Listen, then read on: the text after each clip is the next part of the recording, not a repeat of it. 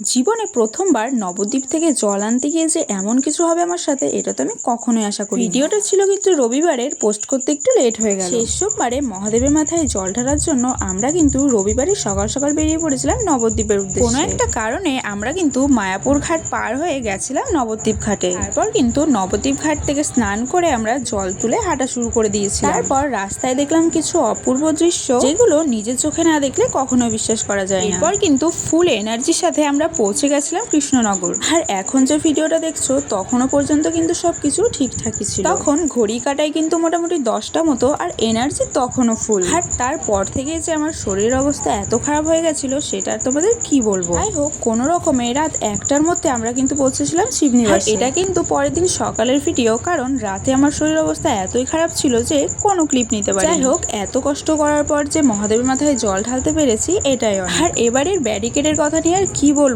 তোমাদের কি মতামত সেটা কমেন্টে জানিও।